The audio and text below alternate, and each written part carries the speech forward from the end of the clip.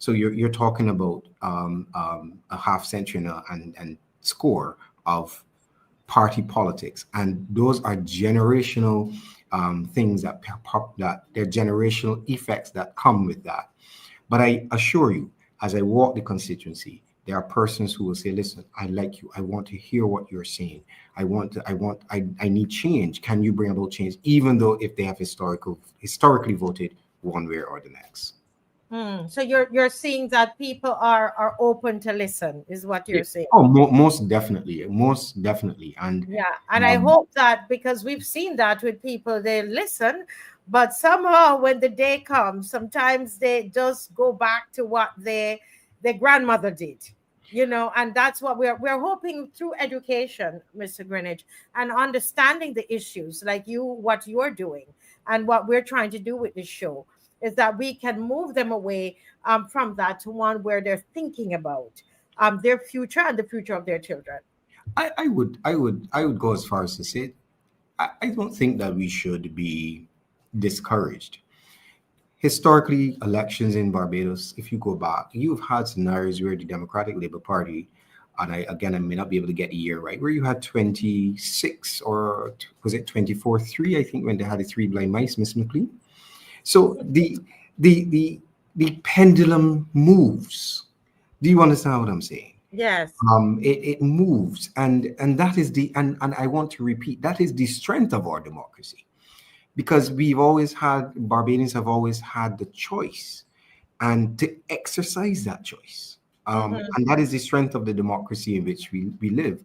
So I am not in the least bit discouraged, because I know that once all of the candidates of the Democratic Labour Party, once we go out and we have the opportunity to speak to the people, once we have the opportunity to represent ourselves as credible alternatives or credible candidates that can represent the people in the House of Parliament, Barbadians will give you their ear, and some of them will give you their vote. I'm not discouraged at all.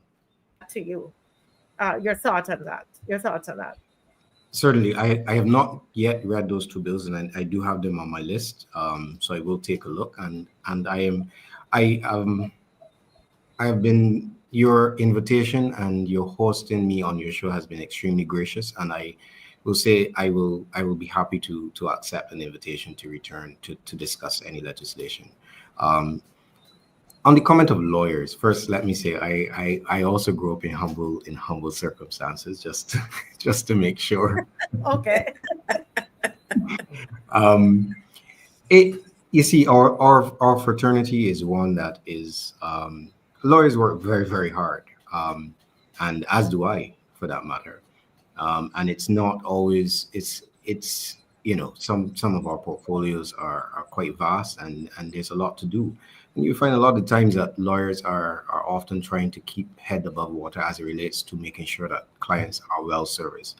I can tell you in my practice, in the area that I practice, I practice corporate law on the international corporate law.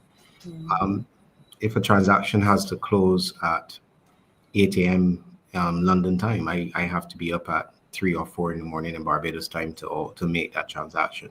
So Mm. it's often times that so when you may not hear lawyers speak on these issues, it's a Yeah. lot of the time it's because they simply don't have the time to dedicate. Why do I dedicate myself to it?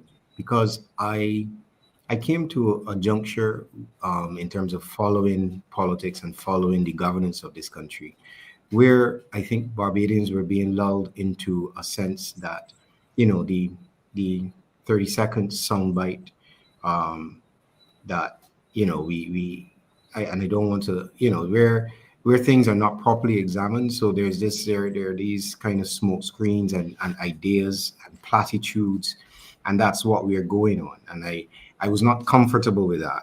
I needed to make sure that we understand that sometimes you need to hold up the hood just to look under the bonnet and make sure that what they say is under there is actually under there. And what has been demonstrated by this bill is that when we pull up the hood, what they said was under there was not up, Mm. Mm. you know. Um, so I do. encourage, and I have had several comments. Of course, you would imagine I do have several colleagues that I speak to in the legal fraternity. Um, I even was speaking to a colleague this evening, and that colleague had not read the bill. So it's not to say that lawyers are not being responsive to the needs. It's a lot of stuff happening all at Okay. once, and it's not always possible. I do encourage, however, sometimes what may happen is that if I'm speaking, I may get another colleague to weigh in and say, "Well, have you considered this? Have you considered that?" And that tends to be encouraging because, contrary to popular opinion, lawyers do not know everything. Our job is not to know everything. Our job is simply to find where to find the answers. So you may approach a lawyer, and if he or she is worth their salt, if they have not read the bill, they shouldn't comment on it. You know, once you've done the research and done the work, sure. So you're not going to necessarily get lawyers who will comment off the cuff if they have not done the research. But there Mhm. are persons out there who lend their support, and we do appreciate it. Yeah. I have to ask you I'm thank you for sharing that because I've always wondered why don't we have I have more. And I want you, when you speak to those lawyers, I want you to let them know, okay, that the people that at this stage, what based on what's happening, all of these legislations, the bills, and a lot of people are afraid. A lot of people are worried, Mr. Greenwich, and because they're reading, they don't understand what they're reading. And we need people like you. We need the lawyers at this stage. Now, I spoke with a reporter. I wouldn't say which media house, and they were taught they came out and they had not read, they never read the bill, they didn't listen to any of the they didn't know who you were, nothing. They just came and didn't understand what they were sent on an assignment, and they just came. So we have a lot of people in the media as well who are not really educated on what is happening, and we need the lawyers to break down what we call the legalese, break it down so that we can understand it. Now I want to ask you, sir, you might not have any thoughts on it, but I'm going to ask you, do you think that uh, the involvement of Washington in the cybercrime bill, because the citizens took the government to the Inter-American Commission on Human Rights. Mhm. And I had started doing research, not research, connecting, because we have the connections. And so we started the preliminary work in getting this particular issue to the Inter-American Commission on Human Rights in Washington. Do you think that that might have had any play on what might have happened? Ms. McLean can weigh in on this as well. Do you think, we don't know, but I'm wondering in terms of the dynamics and the decision and quickly coming on a Sunday night, after the news and that kind of thing. Do you think it might have had any play into that decision? Well, I am sure you know I will not speculate, Yes. but I will say this, that and again, as a point of education for your viewers, Barbados is signatory to several international treaties and international agreements, and one of them is the American Convention. And once Barbados is signatory, and again, just for education purposes, our laws permit that once you are signatory to an international agreement, that agreement then is ratified within the Parliament of Barbados by an instrument of legislation. So what that does is that puts Barbados in a position that it must fulfill the obligations that are within that international instrument. And Mhm. those obligations would have had to be codified in our laws as well. So, for an instance, for example, like the cybercrime bill, and certainly for this bill, because I also started to look at the Inter-American the convention to see where we may have been able to find violations of that convention. When it comes to that, the government does have a responsibility to take a look. In other words, they cannot ignore it because they have obligations under the instrument. So whether or not that prompted, I will not speculate, but I will say to the public that Barbados it's a beautiful island, but it is not an island in of itself such that it participates in the international community. And a lot of the governance, especially when it's party to these international agreements, they must have obligations under those international agreements. And there are several cases, there are a lot of case law that you can point to Mm-hmm. where the international agreement was the linchpin, was the deciding factor in either our courts or our government having to then either stand down or to take a particular position because of the obligations under the agreement. Um, the shortest answer is I do not know, only because politicians love to speak. Mm-hmm. um, I will reserve my satisfaction until I see the content of the amendments. For instance, there is an amendment that has gone through the bill that is approaching the Senate now. So there have been some amendments already, and one of the amendments was to replace um, minister with the president. The, Mm-hmm. the honorable leader of the opposition. That was one of our key objections was that the power to appoint the independent monitoring commission and all of the other responsibilities around that commission should not sit with the minister. Mm-hmm.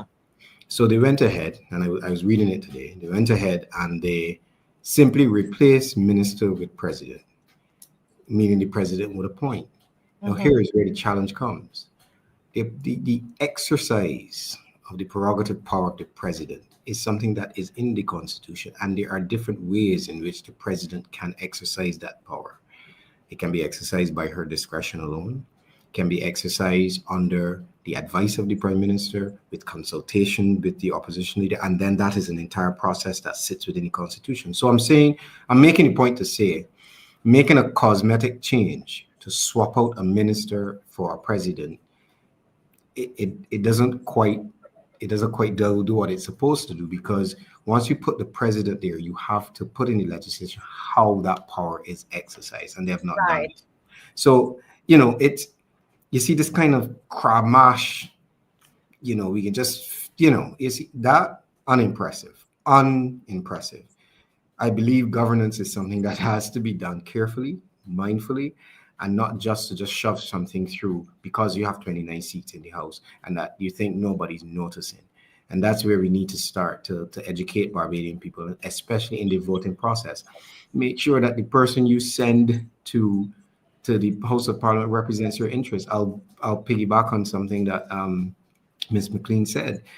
The Attorney General and the Home Affairs Minister stood on the House of Parliament, and now I can use this term and lied. Last time I was here, I didn't use that term, but given the fact that the Prime Minister has now admitted that there is, in fact, a mechanism within the bill that allows for warrantless stopping, which means that what the Attorney General and the Home Affairs Minister said was indeed a lie. But you have, by my count, that would mean you have 27 other Mm-hmm. cabinet members sitting behind, who are all banging the table, very happily to go along.